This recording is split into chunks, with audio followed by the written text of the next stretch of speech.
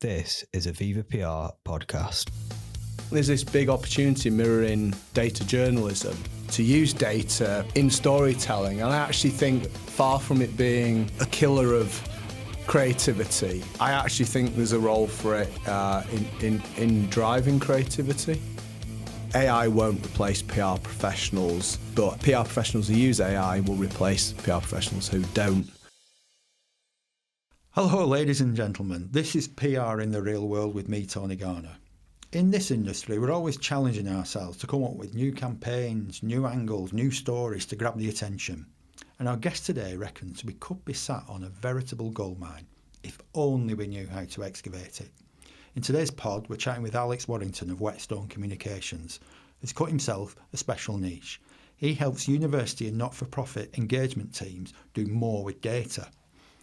Our chat explores the rise of data-driven journalism and AI in PR, and we discuss how PR practitioners can use data-driven storytelling. It's a great episode for anyone looking for a jumping-off point for their next award-winning campaign. The source of inspiration might be closer than you think. So shall we crack on? So, Alex, thanks for coming down. Great to see you again. Yeah, nice to be here. Yeah. Let's dive straight in and look at this subject of data-driven journalism. Can you share a brief overview about what it is to you and how you've come to kind of understand it and where we're up to? Yeah, sure. So yeah, I was thinking about this morning, just when I was getting prepped, and I actually worked out that for me, it was back in 2009. When a guy called David McCandless published a book called Information is Beautiful. Some people might have this on their coffee table. So there you go. So that was, I remember, a lot of people sort of saw that I was working in kind of in-house at Manchester Uni, I think, comms and PR at the time. And this was a book like no other. And I think it really grabbed my attention at that time. But to be honest with you, it didn't really, I didn't do much with that. I thought, well, that's great. I love looking at this, but didn't really. It's really pretty, wasn't it? Yeah. And I've got the updated version. I've got Beautiful News, which is sort of a more recent one. So he's still around. He's still doing really interesting stuff. I kicked off my career as a journalist, so I've always had that, interest. I kind of moved over to comms and PR fairly early in my career, I'd say, after doing some tech journalism. But where it kind of came back into my life was around just after the pandemic. It's funny, isn't it? The pandemic's often an inflection point in people's lives. And I'd moved out of higher education, comms, and done stakeholder and public affairs, moved around in higher education and wanted a change, and went to work for a charity over in Sheffield called Good Things Foundation, who do a lot on digital inclusion and working to eradicate digital exclusion, which, despite us being quite a digital nation, is still a massive issue, much bigger than people think.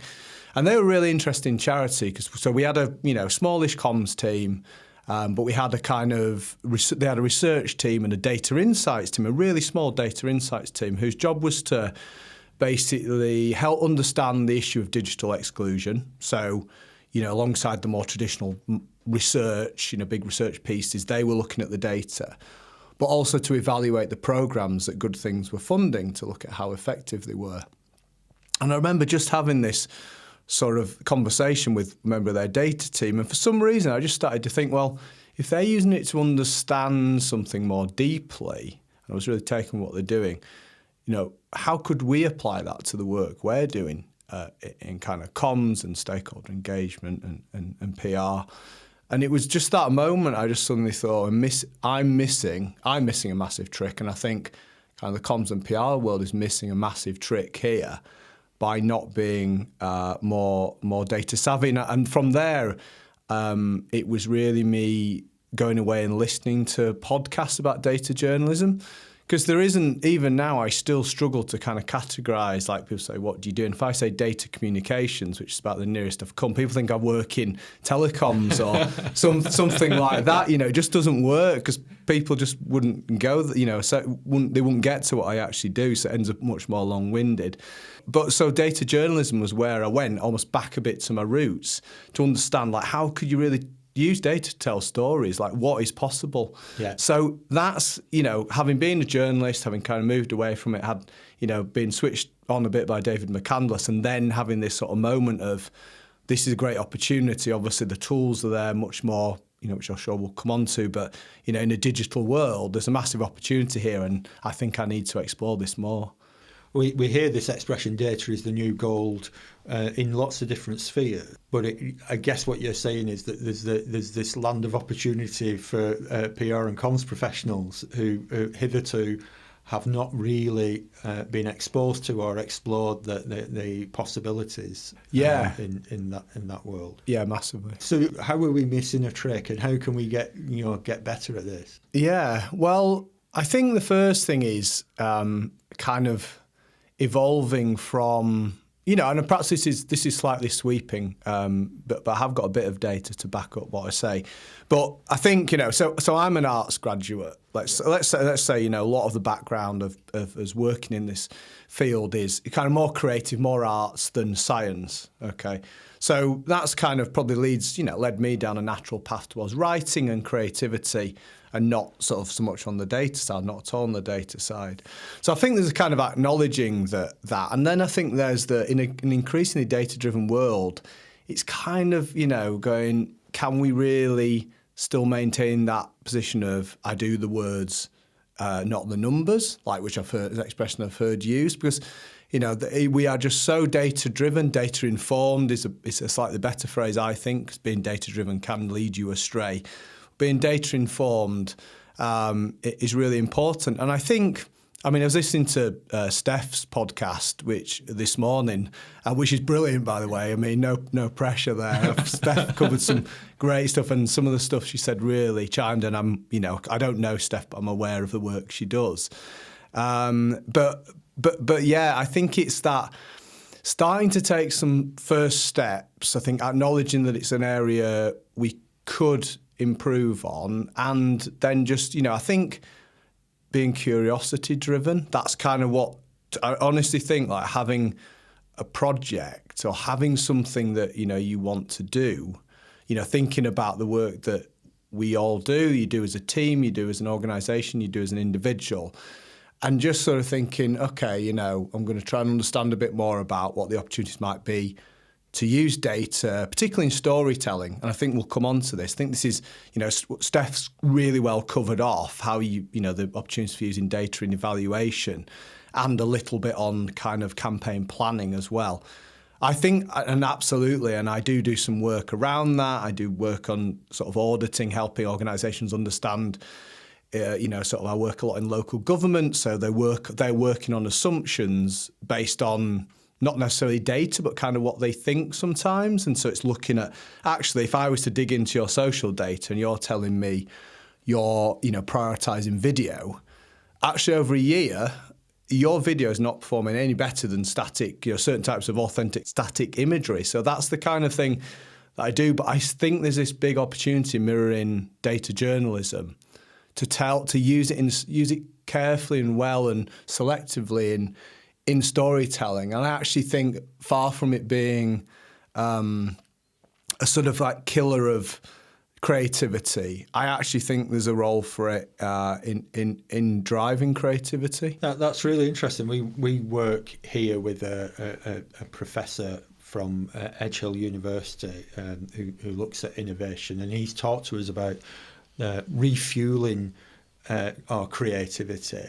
And he says very much that the same message, that creativity comes from insights, comes from data, and you take that data and you draw insights from that, and that will fuel your creative tank. He draws this analogy of a car running out of petrol. That's your creativity, and you refuel it by sticking data and getting the insights out of it through your engine of your processes within the organisation. Yeah, that's interesting. And he talks to a lot of businesses and say, you've got great knowledge within the business, within the data that you already produce. You need to look inwards and draw that out, and you can draw real kind of understanding to help drive your businesses forward. Yeah. But you're saying there's knowledge and data out there in the world buried within an organisation or around a particular subject that at that front end, whereas Steph's talking about how you measure the impact of a campaign, you're saying a campaign could be sparked or driven or helped along by really understanding numbers. And you're right, there is a tendency, isn't there, in our world, we hear it a lot from, but there's almost a badge of pride that, well, we don't do maths, we don't do... that's right. We're wordsmiths. Which still stands. It's there's an interesting if you're interested in using data in storytelling, there's a guy called Sam Knowles, Knowles, and he's written a few books now on using numbers in narrative, and he talks about this idea of fire and ice. So you've got the fire of the creativity and the kind of art side of it, and all that stuff that a lot of us, were probably drawn into doing this stuff in the first place and absolutely thrive off. And then you've got the ice as well, which is more of like the hard analytical data side.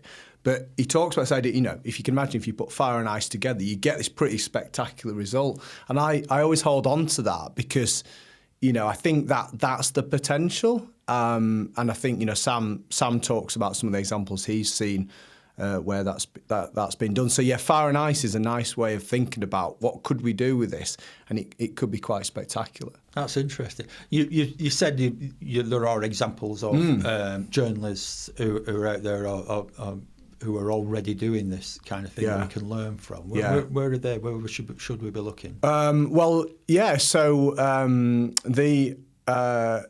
pandemic was a really interesting inflection point for data in journalism, simply because there was so much data, but a limited amount of understanding, certainly at the start. And so the New York Times, they were doing it before the pandemic, but they've, since then they've continued. And so particularly if you're interested in looking at it, and I know you talked about this with Steph as well, the visualization element of it. So, obviously it doesn't just have to be words. It can be, visuals created from insight from data, which can be hugely powerful. So I would look at, certainly the New York Times.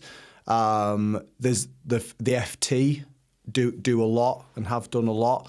There's been a lot of investigative journalism as well. So people are doing kind of what I think really interesting things with public data. There's an organisation called Tortoise Media, I think have been bought by The Observer. I'm not sure whether it's still pending. I think it might be the other way around. Are they back? Sorry, you're right, actually. You're right. Thank you. No, you're absolutely right. They did a big investigation with Sky last year, which shed light on actually who lobbies and who gives money to our politicians. And what they did was the data's all there. So this is, I think, the beauty of it. Like for anybody who can get, sort of invest in themselves, or leaders, owners of organisations like yourself who, sort of upskill their team. It's unlimited. You might have your client's own data, which I'm sure can be, often tapped into for great stories and to help, get them to where they want to get to. But out there in the public domain, there's so much. So the Sky and Tortoise investigation pulled together data that was already there and brought this new insight into who is actually funding, who is lobbying hardest our MPs as a totality, which previously you could only ever see in bits. And suddenly it brings a whole new perspective to that. And it was some organisation not far from like around these parts who no one had ever heard of. So that was obviously that use of data created a big piece of insight. And going right back to the Panama Papers, if you remember that big leak, that was one of the big first leaks. That was all data journalism that led to that. There's a couple of podcasts I listen to. So the Data Journalism podcast is really good. I was listening to that on the way up, actually. And then Conversations with Data podcast, which is the European Centre for Journalism. So just if you found time to listen to those, I would do that. But I think also if you've not looked at Information is Beautiful, looked at David McCandless's website and blog, it will give you so many ideas just from looking at those visuals. So it's kind of everywhere, data journalism. Increasingly, it's everywhere. What's your favourite example to date of a good data-driven campaign? Yeah. So I've got a few. I'll perhaps pick three. I've got one or two I've worked on myself, which maybe is interesting. So there's a great charity called the Molly Rose Foundation that was set up in memory of Molly Rose Russell. It was in the news a lot. I think in 2017 she took her own life after viewing harmful content on social media, self-harm content. I've been lucky enough to have the opportunity to work with those guys a couple of times, and working with their director now. We wanted to, keeping this issue in the spotlight is really important. So they're a campaigning charity. They also do other work as well, but campaigning, lobbying, for tighter restrictions and more accountability from social media companies is important. So it's important they keep this in the headlines. And so, they're always looking for new angles to tell the story of how it is or isn't working. And often it isn't working. So they asked me to help them. It sounds quite boring, this, and in a way it wouldn't be everybody's cup of tea, but they under European legislation, they now have to report every single, so Meta, for example, on Facebook, every time they take some content offline because it's Meta as it was actually. But let's say X or let's say TikTok, but whenever it takes action, which it has to do if it's operating in Europe, over self-harm content, it has to report that. And it is literally reporting tens of thousands of instances every single day that are being taken offline. Now, again, it's this thing of just, basically that reporting is reported to the European Union, and it's all in individual files, and it's just, you couldn't do it manually. It'd be too hard. But because it's all digital and with a bit of skill, and to be honest, we're going to come on to talk about AI, I know, with a bit of help from AI, stitch it all together over a month period, and we can build a snapshot of just how much content is being removed, and lots of other interesting things as well within that data set, like how long that content's been online, so we can see some content's been sitting there for years. So, starting to build quite an alarming picture of actually what is still out there despite us having the Online Safety Act. So I did this piece of work with them. We found the top line, which was, essentially about the volume of, this new research finding, the sort of high volume of content passing through some particular platforms, so this is still a problem. And Andy, who's the chief exec, he got him onto the red sofa on breakfast with that line, with that new line, new research. And that's not research we've had to go out and spend hours in the field doing. It's not an expensive survey. Relatively, they've obviously asked me to help them with the data. Relatively, though, for them, for the return, that was a good return based on, just taking that data and stitching it together. Just to give us a kind of ballpark understanding, how much time in terms of hours, days, weeks are we talking about that effort? I mean, it was done over a period, but it was probably no more than a few days worth of work from me. Right. So, I prioritise I've always got a space in what I do for not-for-profits, basically, because it's important to me to see how I can make a difference. So yeah, a few days, not a team of people working for weeks, definitely not. Yeah. You do get that in the journalism world but they're working on much bigger projects. But yeah, manageable, definitely. Excellent. You said there were two or three. Yeah, I like this one. So Netflix, they did something which was really interesting last year. You might remember they released like something like was it 18,000 row spreadsheet. So this is essentially like it's a big story for them of all their kind of the top titles and all like the kind of I think it was like watches. That's right, most watched, literally everything. And this was they literally they probably did do some kind of geo-targeting of it and some probably slicing and dicing and sort of, pitching it into different markets. But to be honest, because there was some geographic data in that data set, they essentially just put out this spreadsheet and there's, and went, here you go, world, kind of make of it what you will. And the amount of stories that we're able to, there was you could look at a Korean sort of films and series are quite big. So, there was an angle about that. You could filter off the Korean stuff, So for kind of data savvy journalists, it was a really smart thing to do, I think. And they didn't have to spend ages finding all the stories themselves. So they didn't create one media release for different territories. No. They gave you a treasure trove and said, do with this what you will. Yeah, here it is. This is the data we use to run our business. And the other smart thing about it was, you might, with the writers' strike, part of the accusation was that Netflix weren't being upfront about with their data. So it was a response to that, but it also created, a lot of coverage and profile for them, probably, to help sort of maintain their reputation for transparency by putting this out. And I thought, isn't that interesting how, if you've got and it wasn't a complex data set, it was quite simple to use. So if you knew how to use Excel a little bit, you could do some filtering. There was an Indian film angle. There was a kind of Asian film. I saw lots of different bits of coverage on it. So that's another one that I liked. Think you don't always need to really do much with the data. You just need to have it sometimes. And then probably if I pick a final one, what would I pick? I'll probably go for, So this was another one I was involved in.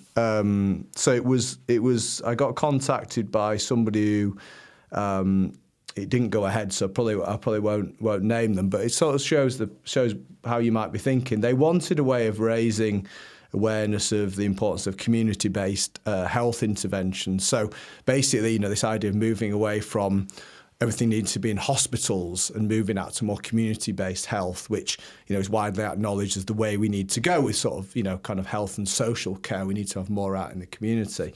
So they sort of came to me for sort of, okay, how could we want a top line. We want something that kind of says, there is a lack of action on this and we want to sort of use it to lobby government and create some headlines.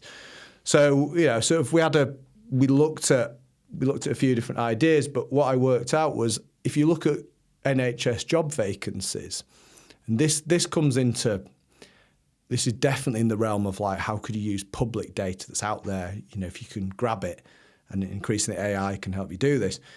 If we were to look at every NHS job vacancy, for example, and look at because there was a certain job title they knew they wanted to focus on, there's a little field that says about location, basically.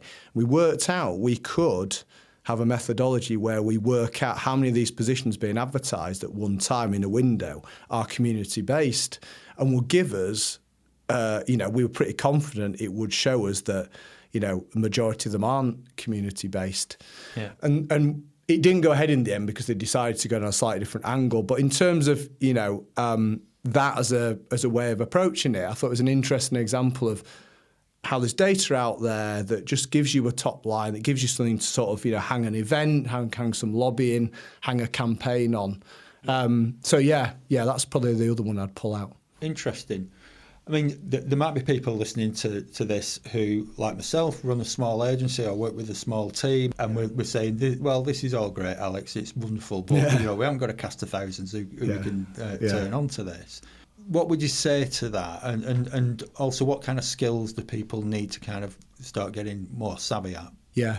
No, I think that is a really good question. I think it probably starts with you, Tony, as the sort of the leader in terms of encouraging a data-informed organisation and to sort of look at where do you if you think this is got some legs, sort of modelling that, I suppose, and encouraging people to look at that because I think it's undeniable we are in a more data-informed and data-driven world. So it would make sense that over time, if not now, clients and organisations will want organisations to go in that direction as well and be more data informed. I think you can start I think Steph I know you're doing some work with Steph, which is great, and sort of, I think it's data literacy, but it's just kind of data comfort as well. So, basic things like having a look at she mentioned about getting things into spreadsheets. Just get some basic, whether it's, you can have your own analytics data, or if you can get any, sort of social data out into a spreadsheet and kind of, maybe think about things you want to find out or theories you've got. I always say you can get lost in data, right? You can look at a massive spreadsheet. You don't really know what you're looking at, but start with a theory, like I mentioned earlier about video, our theory is that video performs, twice as well as a static image, right? Okay, or that posts on a certain topic outperform posts on this other topic. With a spreadsheet, you can do that quite easily by using. There's a filter. You can filter and sort. There's two things really, and that's you can get AI to tell you how to do that. ChatGPT will tell you how to do it. You'll find videos online. So I think you need to get comfortable with being able to look at a spreadsheet, even a simple one, and actually just be able to do a few basic functions. That's where I think it's what Steph said, that's where the power comes from. Yeah. You can do a lot more advanced stuff, but I'd say starting there, I think have a project, have a look at, so you can Google sort of data-driven PR, data-driven comms campaigns, and you'll find some that have been put in for awards, for example. Have a look at other people have done. See if you can think of a project that you might want to do that relates to current work or your personal interest that uses data. There's loads of public data out there. So have a project. That's how I got started. I never quite did it because I didn't have the skills at the time. I could do it now, but I wanted to look at over the COVID briefings that Boris and Matt Hancock, etc. used to do. I wanted to look at how the death rate, basically how the narrative changed when a lot of people died, unfortunately. But I was interested in how did that tone and narrative change over time, and I realised if I could scrape the press conference transcripts and then run through some analysis and look at then the sort of the numbers of fatalities every day, I was thinking that would be really interesting to look at that just as a project. Yeah. And I'd never actually achieved it, but I learned by trying to do it. I learned a lot of skills. Yeah. So I think having a project, and then we're probably going to talk about AI next, but AI has helped me so much with understanding how to do stuff with data in a spreadsheet. So literally, if I want to, get it to, if I know what the outcome I want, I can usually get it to write the formula I want, which can be a massively complex formula to clean this data up and and then analyse this and tell me, or here's two spreadsheets. I've got two spreadsheets and I want to look whether there's a correlation, i.e. a connection between this and that, or when a bit more advanced. But I taught myself to code because I realised I could do very powerful things with data, and that's led to some of the like the Molly Rose Foundation work. I couldn't have done that without being able to use computer coding. But these days I can just say to it, I'm using this package, I want to write this code that takes this data and does that, and it works most of it out for me. And if it fails, I can give it the error message and it'll kind of try again. So AI is your friend for that respect, for learning to do things you just don't have a clue how to do. You've brought us round to the burning topic of the day, AI, that we can't have a conversation these days anywhere, it seems, without mentioning AI. So you've already talked there a little bit about how it's changed your practice, but from reflecting back outwards, how could we use it for potentially, do you think? Or what are the dangers? What are the pitfalls that we could go hurtling into if we're not careful? Yeah. Well, obviously, Keir Starmer's kind of gone all in on AI. I think that's an interesting cue, isn't it, for businesses, sort of the direction. So I've been playing around with AI for a few years now, since ChatGPT first arrived, and I've got the premium version, so I get to really sort of road test, and I do a little bit of work because data and AI are so connected, helping comms teams understand how they could use AI. I think we're at a sort of embryonic stage, aren't we? And I don't know, you and your colleagues might be, sort of looking at and experimenting a bit and thinking, okay, how could we embed this? I think from a data perspective, so I think how you can use it is you can. So I do this exercise sometimes in talks that I do where I throw a 100,000 row spreadsheet of data from the government of like Department of Health or something, some kind of data you might want to draw some insight out of, for example, or there's loads of these massive public data sets, and I say you can good prompting is important, so it's only as good as the what you put into it. So that's the data and the prompt. So learning to prompt well, and you can find out about that online, how to write a good prompt. But I might just ask it to say, okay, what are the headline findings out of this bit of data? So you could do the same for some, let's say a client sends you an annual report or some huge technical tome or something.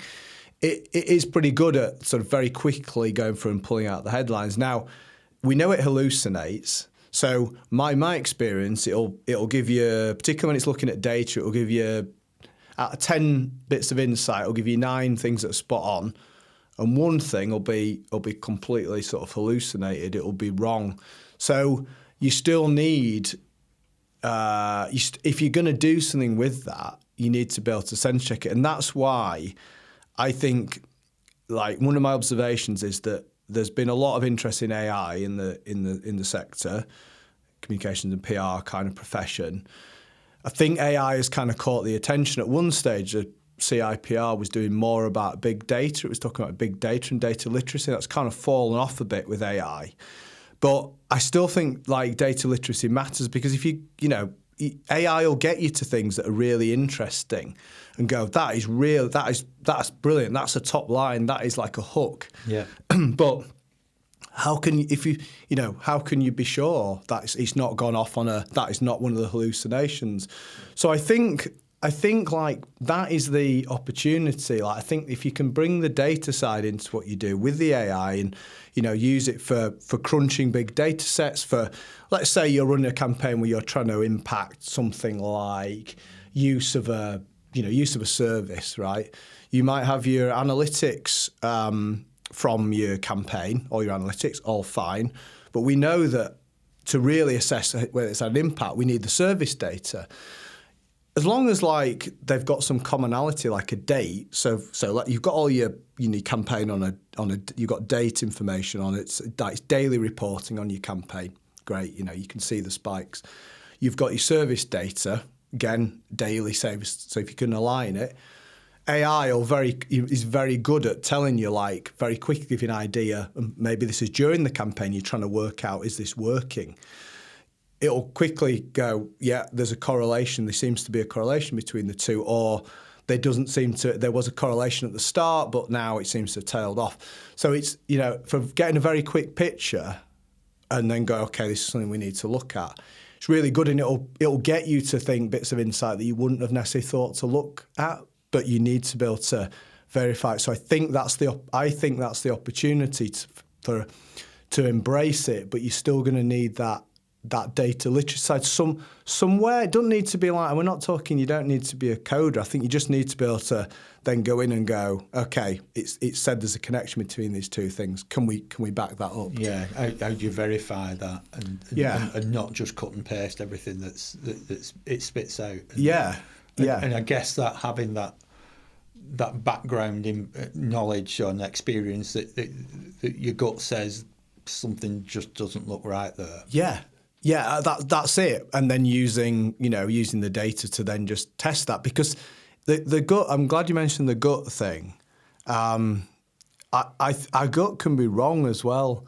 Like it can be wrong. Some of the work I'm doing at the moment. I always get people to state their assumptions before I start a project. Like, okay, I'm going to have a look at the data, but what do you think is happening? Like, and I'll go test it. And we see, many times that there is an assumption, or there's a like a rationale for something that it might have stood up at one time, But actually, when you look at it, you go, that I just can't back that up with the data. So something's going on there. So it's we gut is. I agree with you. Our gut instinct still has a place, but we can be led by our gut. I'm really sure on it, and actually, then we can be challenged on it by looking at the data. That's interesting. You've talked about hallucination. Are there any other kind of dangers that traps out there that we ought to be cognizant of? Yeah, I mean, I think there's a lot obviously written about, and I'm sure you'll be aware of about the actual. So it's in the data. It's trained. These generative AI models are trained on. So it's like a mirror back of what it's found of the internet, of society, of the world, really, with all its biases, and imperfections. So I think I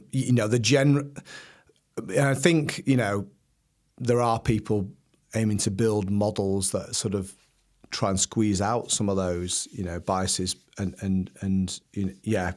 to have a more ethical data set. I think just being aware of that, particularly, I think it's that critical thinking, isn't it, which is important in so much of what we do.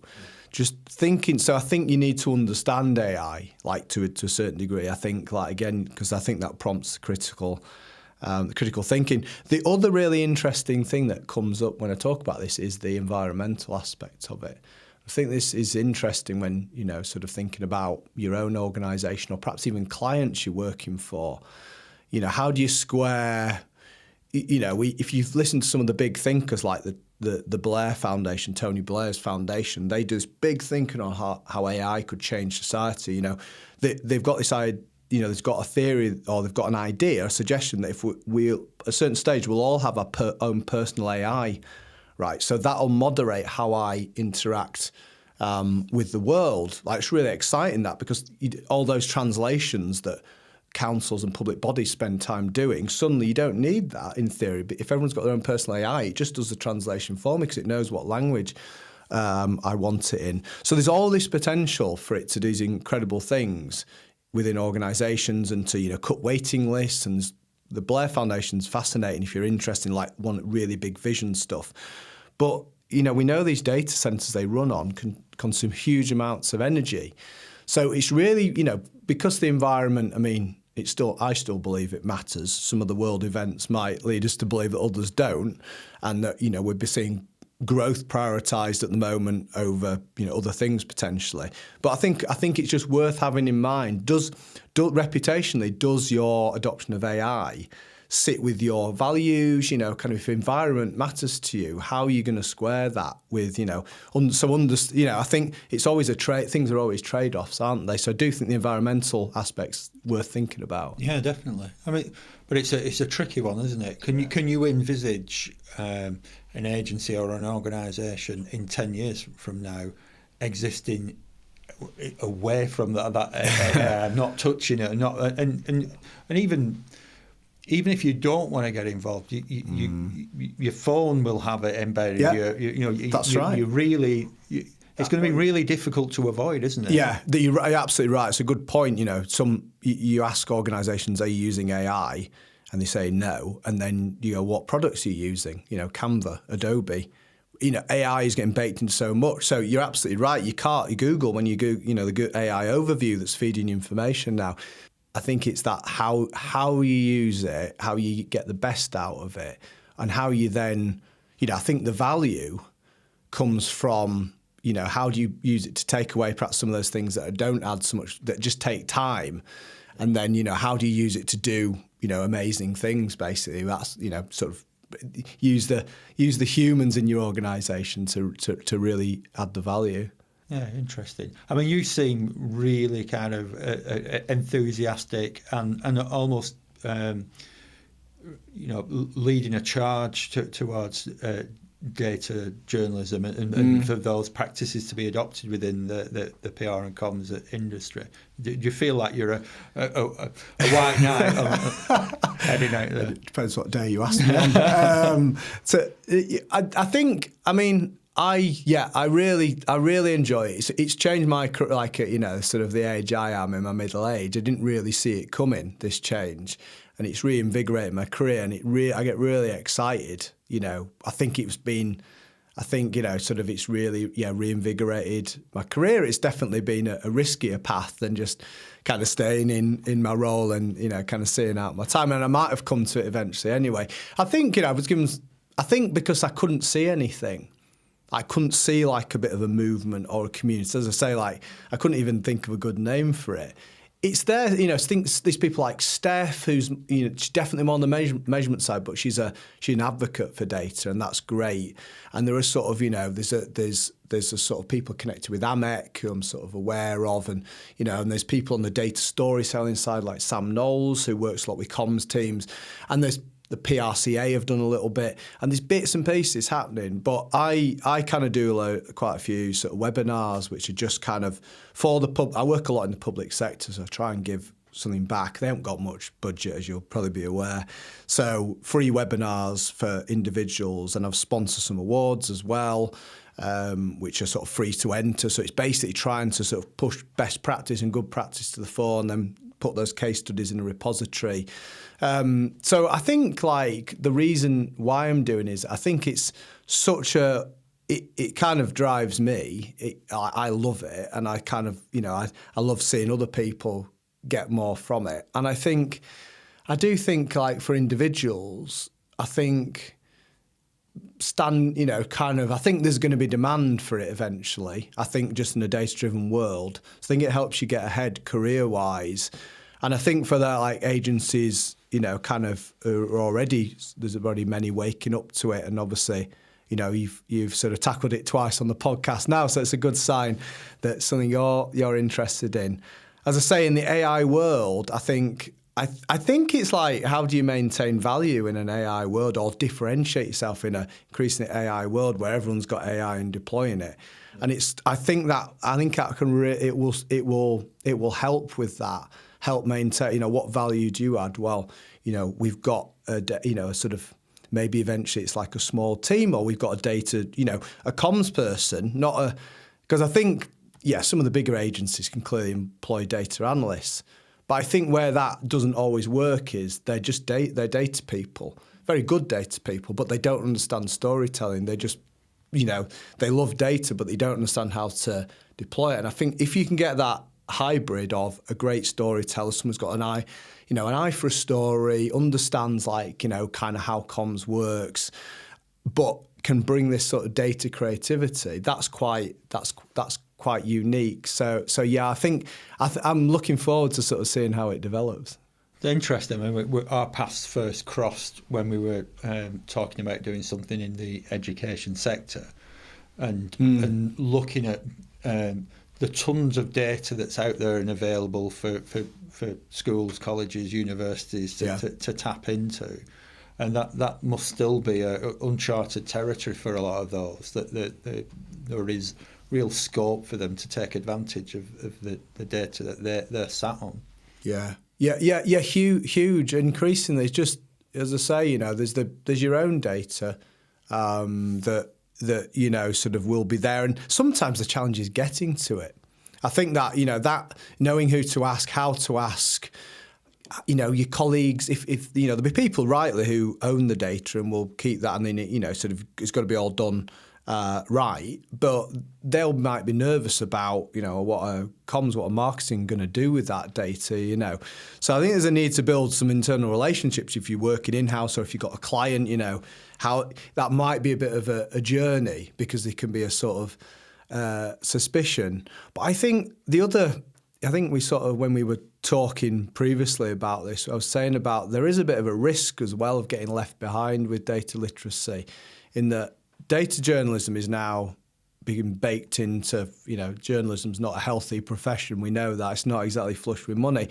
But for those on that path, people go into journalism, and you look at something like, these startup kind of local journals like The Mill in Manchester, data journalism is a big part of what they do.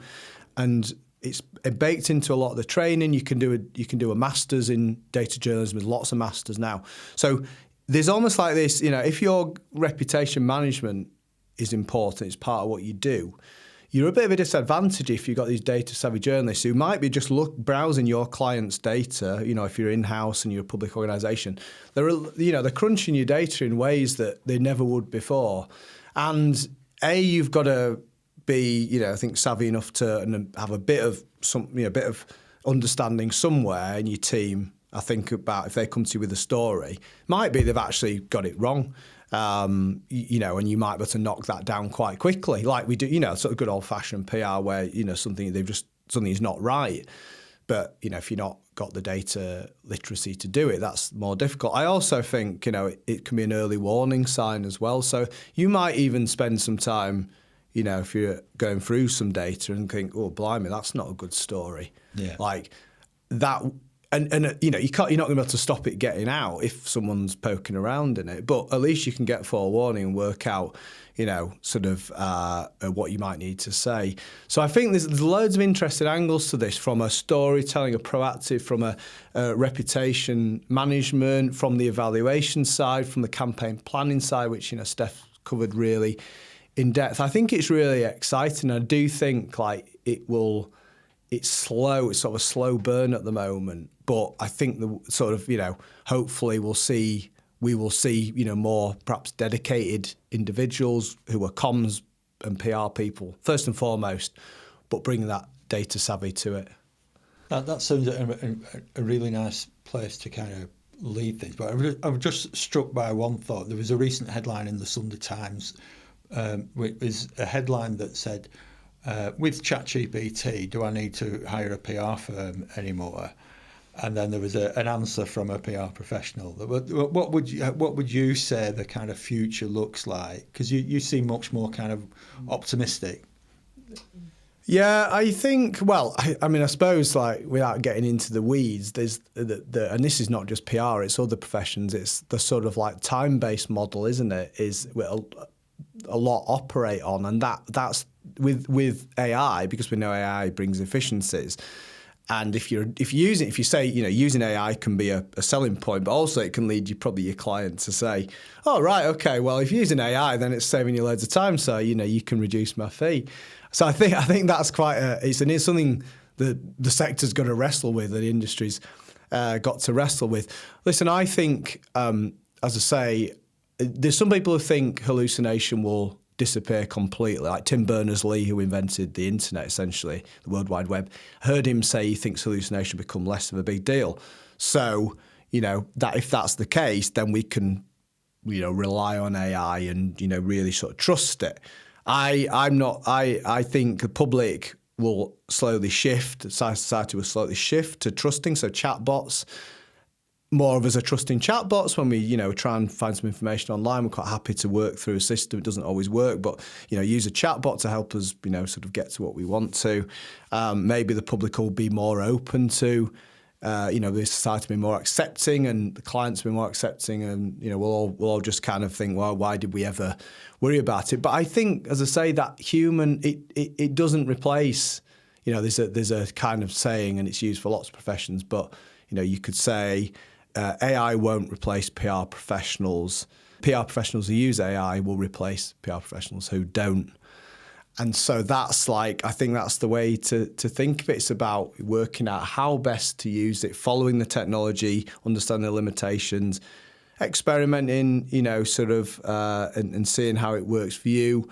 But yeah, ultimately, it's not going to be, until we get to a certain point, perhaps where it really develops. There's that role for sense checking, and that, I think, that gut instinct, like you say, that contextual knowledge. I think it's a good place to end, actually, to say that these models at the moment are general models. They've not been trained to do a specific role, so they're very general. Right, so sometimes the answers they give, they're not really context specific. They've not got the domain knowledge that you or me might have.